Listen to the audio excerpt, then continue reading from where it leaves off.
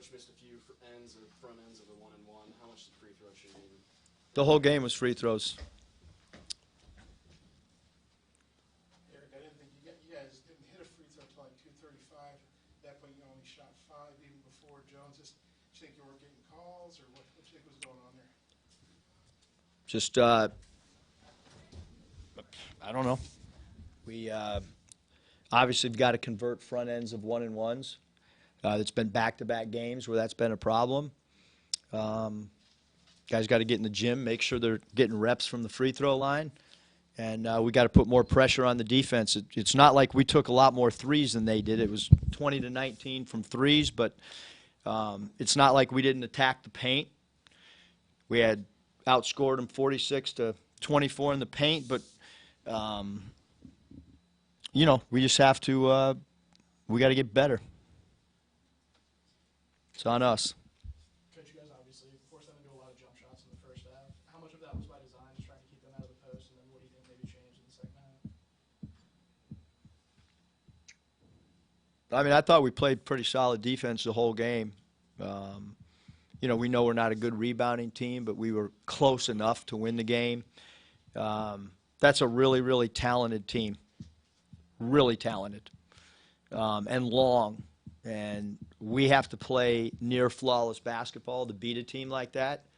We did not. We had some guys foul 40 feet from the basket, just foul a guy when they're in the bonus. We've got to make. We need guys to make shots too, and that wasn't the case tonight. Coach, Isaiah seemed to be playing pretty well in defensive end, but his shot wasn't there tonight. Was there anything in particular that you saw, perhaps, with him? No, I mean, you know, you have to give Mississippi State credit. You know, we try to create mismatch problems. They had their, you know, whatever you want to call Reggie, whether it's a 4 or 5, they got him guarding our off guard. But we didn't take advantage of the matchup. What did you think of Perry, particularly a big guy, hitting 14, 15 free throws? You don't see that very often. Yeah, he did a great job. You know, he did what good players are supposed to do, make your foul shots. How about the rest of his game? You know, what do you think? He's big body, and, you know, he did a great job drawing free throws tonight. Final question? It looked like, kind of like we were talking, you haven't lost back-to-back games very much, you know, as a college head coach. Just kind of, how tough is it, and how do you deal with it? Yeah, I mean, you got to play harder. You know, when you lose a game to Kentucky, you got to come back and you got to win your next game, and we didn't do that. And so, it doesn't matter how competitive a coaching staff is, or I mean, now we've lost 2 in a row, and so, you know, in my opinion, you know, you never want to do that. You should always bounce back from a loss and play your best game after a loss. And we did not play our best game. We played about our best. I don't know. However many games we played one of our worst games of the year, and that's not how you should respond after a loss. Thanks, Coach. Good luck, Coach.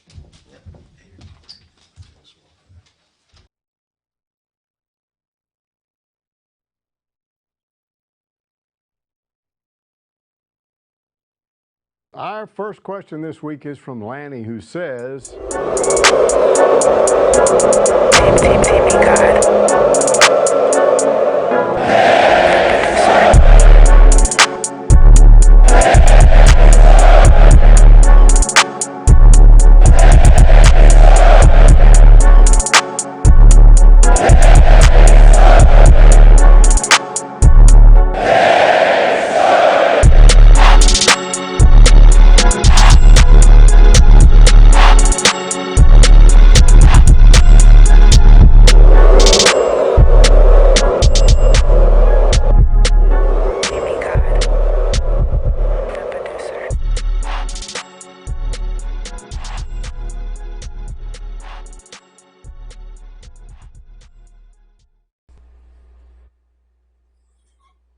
Welcome back. It's our Thursday edition of On the Hill with Pat Jenkins Sports Talk Radio, coming to you each and every day here on KDSJ 479. And we'll let you hear audio from Arkansas men's basketball coach Eric Musselman following their disappointing road loss last night in the hump to the Mississippi State Bulldogs, 77-70, bringing Arkansas to a 14-4 overall, 13-3 in the SEC conference play, with a home game in the SEC Big 12 Challenge this Saturday in the bud.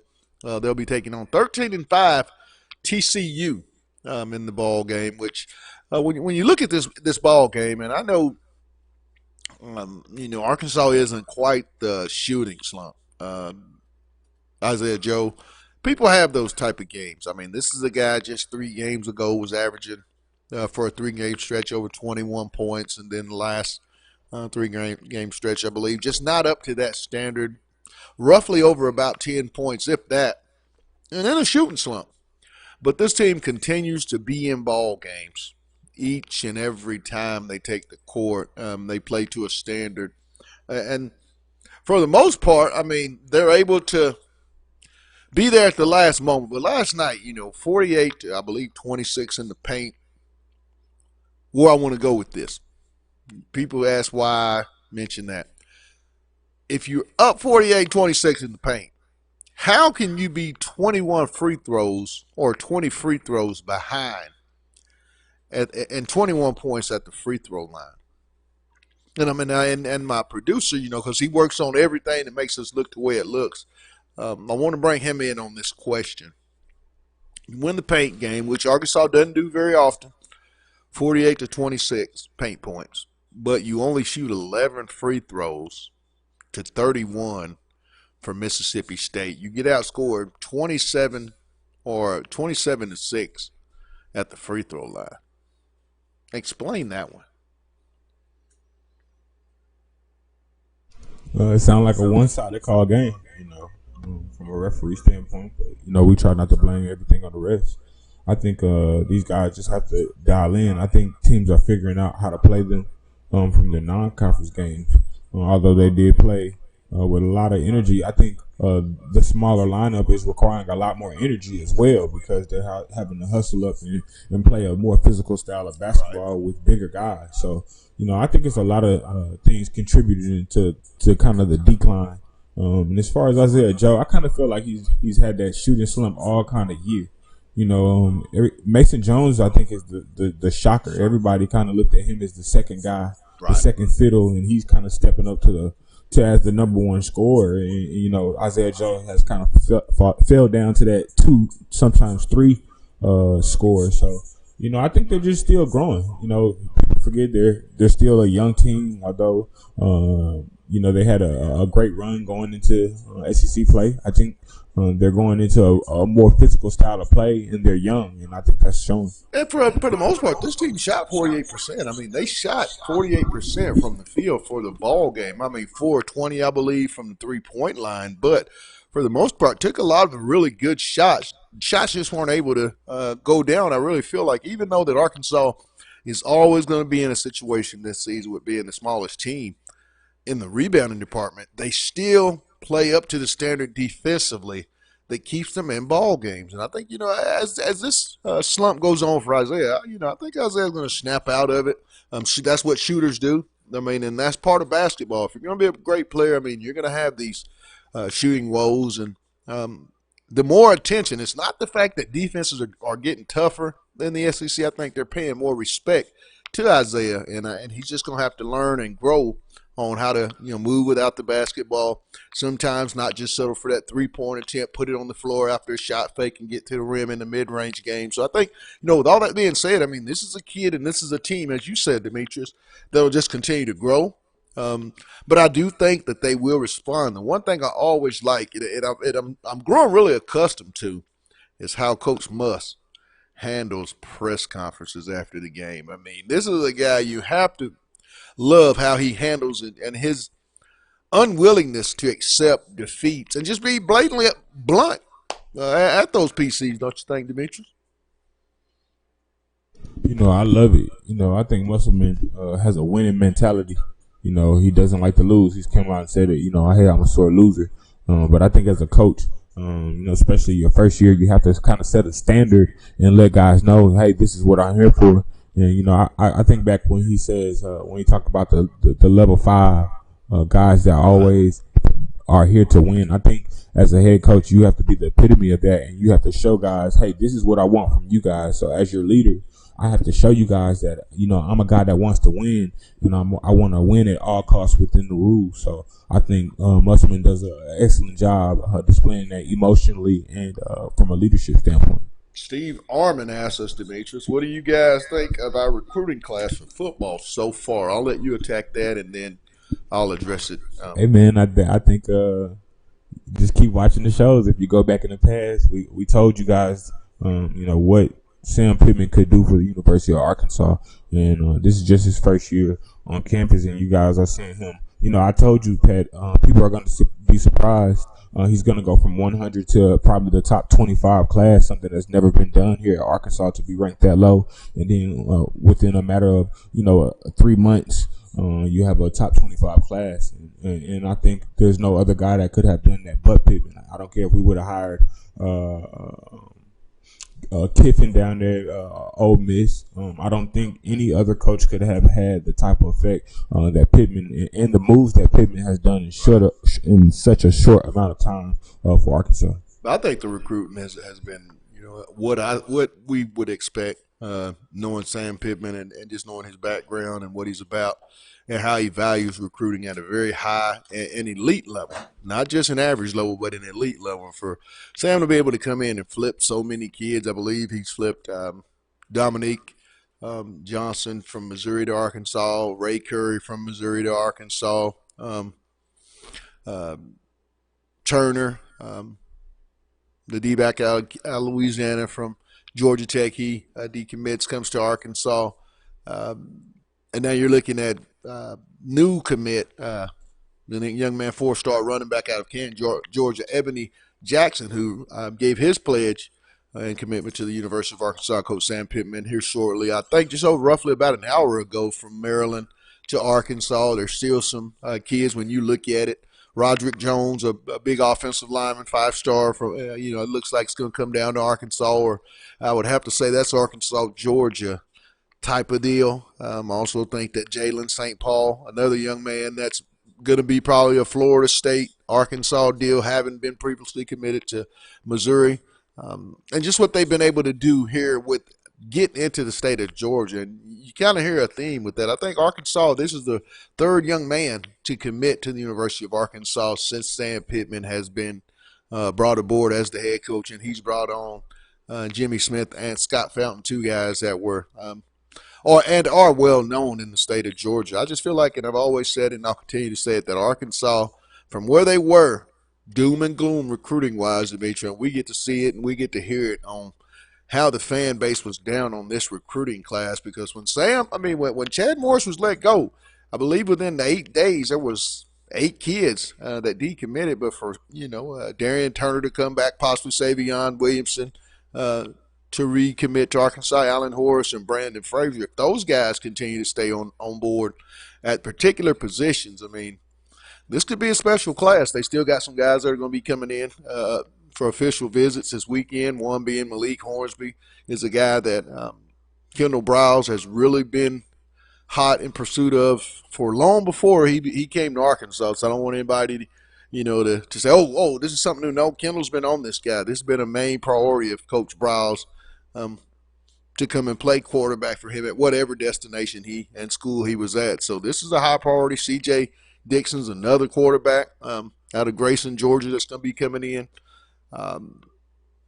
Just really, really exciting here as the recruiting process here draws to the end for the 20 class, because Demetrius, let's face it, when Chad got fired, nobody thought that we'd be, or this fan base for that matter in the state of Arkansas, would be so anxious to even talk about recruiting, having gone 4-20 the last 2 years. I think that goes back to that Pittman effect, I don't think we would have a recruiting class like this. I don't think anything near this. I could probably see us maybe 75, but I want to say we're maybe in the 30s, if I'm not mistaken. So Man, he's doing an excellent job. This is just going to be a coaching staff. I think their biggest asset also is going to be able to recruit and develop these young men. I think that's the biggest part that takes your recruiting from one level to another level is how you're able to develop your kids once you get these 3, 4, 5 stars. When you look at the NFL, the Super Bowl, I don't believe there's a 5-star that's going to be starting on either side of the ball on the offensive lines in this upcoming Super Bowl, which tells me it's not always the high-profile kid that gets it done. You'll find more 2 and 3 stars in the NFL if you do research over the years. They're going to be the guys that make the impact because I think they just carry a little bit extra chip on their shoulder, more of a feeling that I have to prove myself each and every time to gain the respect. And I think that's what Arkansas is going to do. I think they will get, as the years go on in Sam Pittman's program, they'll be more attractive to 4 and 5-star young men. Maybe possibly as early as next year, because I think in a year's time, when you give this staff that he's assembled a year to build the same type of relationship, they'll have the same impact that we saw Coach Morris in that 19 class with Traylon Burks and Soley and those guys. But I think it'll be even more to a degree where they'll be able to pinpoint those top kids always at need positions. Absolutely, and I think, going back to what you were saying about the staff and the ability to develop, that's a lot of coaches say all my kids are 5-star. You can really see that at Arkansas, and guys that are 4 stars that maybe have offers from schools that are maybe more well known but don't have the coaching staff that we have. We're going to tend to beat them out, because I think when you look at the experience from top to bottom as far as head coaching ability and especially offensive line, you and Anthony Hicks were talking about this.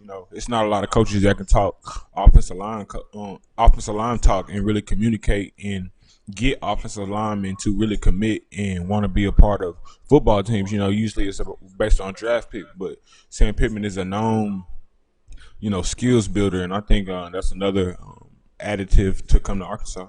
Absolutely. Also, too, I was a question. What do we think about Coach Muss not playing other bench players? I have no problem with it. I mean, let's face it, this is a short bench. Possibly at most you're going to get in a real productive night 9 young men. I think Arkansas did play. They did go 9 deep. I just think it boils down to Arkansas being able to get back to making shots. I mean, this is not going to be a team that most of the time is going to win a 48-26 paint point battle on game days. I mean, this is an outside shooting team, and they will get their mojo back. That just happens. I mean, you're going to go on your offensive struggles. I mean, that's part of basketball, and that's just part of athletics. Arkansas continues to play great defense, which is always going to give you a chance to be in games. I mean, even not just Isaiah Joe, but, here over the last 2 out of 3 games, Mason Jones has kind of been in a funk. As well on Saturday, when you think back, Jimmy Witt had a slight, cold Saturday. So, I mean, that's just part of it. Right now, I mean, Desi Sills is not shooting the ball to the degree that he was, say, 4 or 5 games ago. That's just part of basketball, and you have your ebbs and your flows. And like I said, if this team will continue to play defense, as they always do, they're going to be in a lot of ball games going forward. That's just in my estimated opinion. But to me, I don't have any question or I don't have any problem with the way the rotation is. I mean, you have to get what you earn, and the rotation will grow as trust grows with Coach Musselman and staff for each and every one of those players is where I'm at. Where are you at with that? I have 2 opinions on it. One, nobody questions you when you're winning. If we would have stuck with 5 guys and didn't substitute anybody but went, 24-0, nobody would care. And then secondly, I think Muss has too much experience for me to question what he thinks in the head coaching decisions he makes. Right. He's coached in multiple leagues. His father being a former coach. He's been around basketball all his life. So I believe he makes the best decisions to put himself in the best position and put the team in the best position. So if he has to go pay only 6 guys that night, I know it's a reason behind why Musselman does that, because he's such a numbers guy and stats guy. Even when he, pointed out that Adrio was the best percentage 3-point shooter, that showed me that it's more than just looking at it. He actually has, a system to come up with his final decisions when dealing with basketball. Absolutely. And David, Donnie Butts says Reggie Chaney seems to have come around. I really have seen a difference in Reggie since the technical foul in Baton Rouge a couple games ago. I think it started in Vanderbilt where he came out with just a little bit more urgency. I thought he played one of his better, both end types of basketball games here at Arkansas this past Saturday versus Kentucky. And I thought last night he played quite well. I think, as Reggie grows, and I've always said this, for people that's checked out and watched our show, that I felt like he's the most athletic player on the team at the University of Arkansas, in the fact that he's able to guard all 5 positions and do it quite well, can switch on most bigs. And also I think his, the way he runs the floor and he can pull bigs out and kind of, eventually as his game grows, be able to put it on the floor and shoot the mid-range shot and maybe possibly stretch out on occasion to the three-point line. But I just think, if Reggie continues to grow, for this season, he takes his team from being average to way above average and be a team that I think can make a real serious run in the SEC and the NCAA tournaments. But, like you said, Demetrius, this is a team that each and every day is a growth game, and they continue. But what they do continue to do is be great on defense. Not good on defense, but great on defense. And if they can continue to do that, this team is always going to be in the thick of things. Just think they're 11 points away, pretty much, or 12 points away from being an undefeated basketball team, being 18-0. And they've not played the best games in those situations, but they've always been right there in the end. I think 2 7-point losses, I believe a 4-point loss or two 2-point losses, something along those lines. But you got to feel good about Coach Musselman going forward and what he's going to be able to accomplish. Do you guys think we'll make the NCAA tournament? Absolutely. I do think this basketball team is an NCAA team. When you look at the schedule, they ought to be able to win most of these. I know they're going to have some tough ball games coming up, with LSU again, I believe. They've got to play Mississippi State here at home. Florida's coming in. Auburn's going to be coming in. Alabama's a team that on the road, it could go either way. Anytime you play on the road, though, Demetrius, them games are you just never know. That's the one thing. You have to make shots on the road, and that's something Arkansas didn't do last night. But when you win road games, it takes a high number of threes, and you have to shoot a lot of free throws and be able to make free throws. And Arkansas did not do either. But I think, when all this is said and done, I do think this team, sitting at 14-4, will make the NCAA tournament, because I think they're, I can see Arkansas finishing in that anywhere from 4th to 6th range in the conference.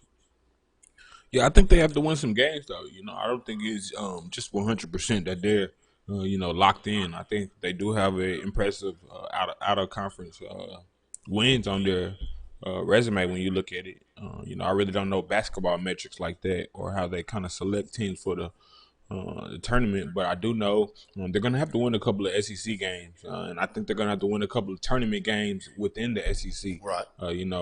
Because I think just losing consistently within your league kind of shows maybe you weren't as good as you thought. You maybe just played some bad or teams that are going to be good later that just haven't fully developed. And I think guys take that in consideration when you're looking at basketball. So, again, I think they're going to have to string some multiple SEC, even if it's 3 or 4 games or some 3-game stints where they win a couple games back-to-back inside the SEC play to really contend for that tournament position. Well, momentarily, we're going to get audio from head women's basketball coach Mike Neighbors. Met with the media yesterday to kind of preview their ball game tonight at 6 p.m. They host the Georgia Lady Bulldogs in a big matchup at Bud Walton Arena in Nola Richardson Court. And then when we get back from hearing from Coach Neighbors, we'll take more of your questions. What are you liking about this basketball team? There was a question by one of our viewers, and it was a good one. Do you think the Hogs will make the NCAA tournament? Well, what's the temperature? Will they bounce back this Saturday in the Big 12 SEC Challenge versus TCU? And also, too, Arkansas's recruiting picked up another big one out of Canton, Georgia. 4-star running back Ebony Jackson. He decided to be a Pitt Hog. What's your temperature? Are you surprised by the way Coach Pittman and staff are able to put together such a quite the impressive staff? And how do you think they're going to finish come the first Wednesday in February? Tell us all that stuff. But we'll get away and let you hear what Coach Neighbors had to say. And then we'll be back. It's On the Hill with Pat Jenkins on KDSJ 479. Let's get it. All right, we'll start with an opening statement. We'll take some questions. An obvious contrast in style of play. If you look at Georgia, I was just looking at some numbers. They haven't given up more than 73 points in a game all year long, and we have only scored under 73 twice, I think. So they do it a couple of different ways. They're very disruptive defensively. They try to steal it from you. They're going to be high pressure, heavy scout. They're going to be jumping in passing lanes, a lot of pro switches. And then the other product, I think, of their scoring is if they don't have a fast break, if they can't score on you in immediate transition, they'll really take some time off the clock. So some of that's pace, some of it's defensive style of play, but you got a team that's really built around defense, big, strong, powerful, and then us. That's not either of those things, but fast and quick and agile and can hopefully spread you out. So a really cool contrasted style. It's a team that we've played well against all 3 years, but I think we've only beaten them once, and that was last year, the last time we played. So hopefully we got some formulas figured out, but it's always a good game when we play Georgia. Yeah, I wanted to ask you, you talk about the contrast, but you go from scoring 100 points to a team who rallies behind their defense. How do you keep your girls emotionally from feeling let down that they're not scoring as much as they did, a few nights ago? Well, hopefully that's already been done in making sure they understand just the value of every single possession. And we start out at the beginning of the year giving them a stat called points per play. And it's a stat we care about. There's a lot of stats on those stat sheets that come out that we don't even look at and never talk about. But that's one we talk about an awful lot. You only get so many plays per game. So how do you do every time you get a chance to get a play? And I think we're number 1 or 2 in the country in that. Points per play. So when you stress that from the first day they show up on campus, they tend to not really even notice. Welcome back to our Thursday edition here on the Hill on KDSJ 479. We'll come to you each and every day, Monday through Friday from 1 to 2 p.m. Now, we were out a few days, had some administrative things taking place, weather here around the Northwest Arkansas area in our parts didn't allow us to get in and have a show for you guys yesterday. But, we're still going to come with it. Even when we ain't here, we're still going to have something for you. I'm telling you. We still have something for you. But the question was, I want to go back to our questions. Tony Westbrook said we're ranked 35 in the net and the NET right now. Yep. And I think that's going to continue to grow. Arkansas still has some wins that they can pick up. That's going to look good for their resume. And really, when you look at it, a lot of the teams that Arkansas beating that non-conference schedule are really having some top quality, some top of the line seasons, respectively in their conferences. And when those teams can continue to win and pick up points, I mean, it just helps your resume even further when that committee sits down. I think that's what's going to happen.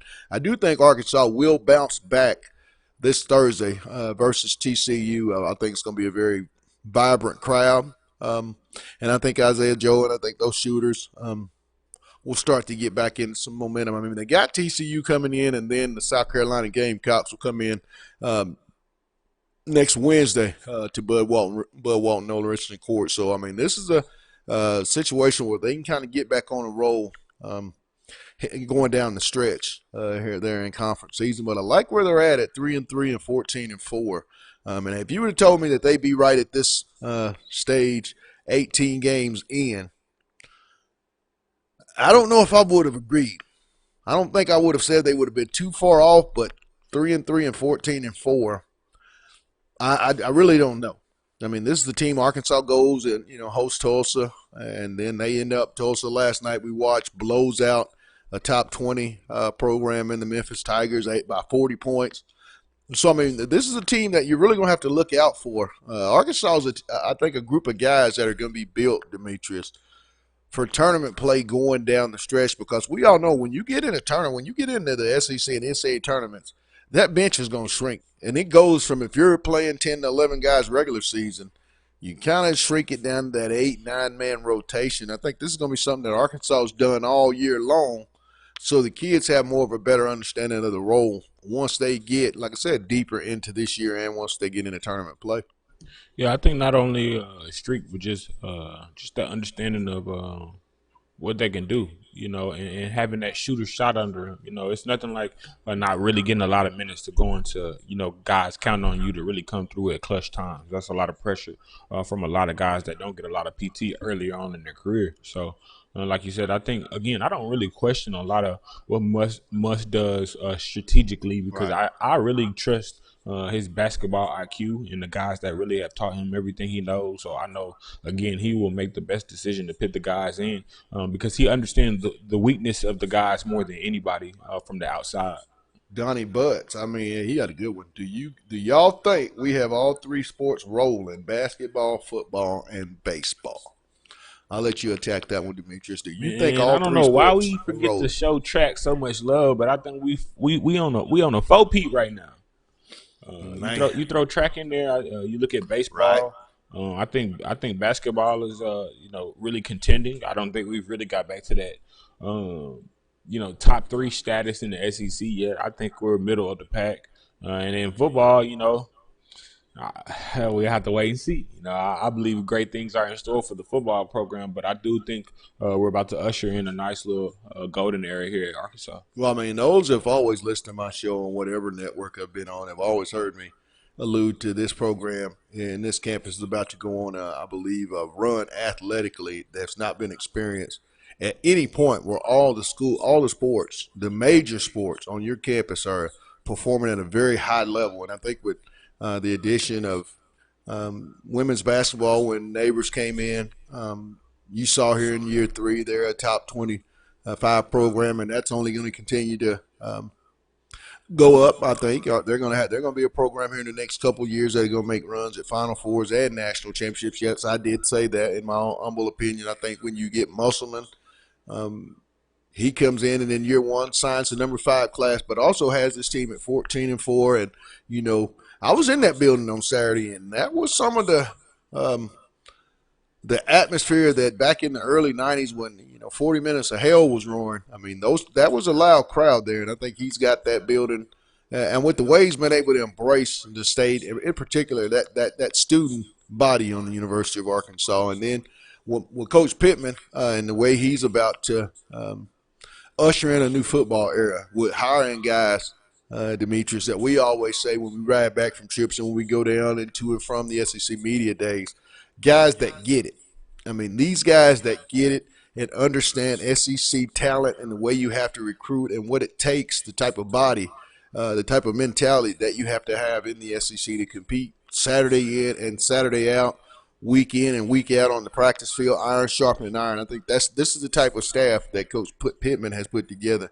And when your head coach is just recently the number 3 recruiter in all of college football, like he said, that Arkansas is going to be recruiting on steroids in that program at a very elite level. We're starting to see some of that with how they're making inroads in the state of Louisiana, Georgia, and I think that's only going to grow going forward.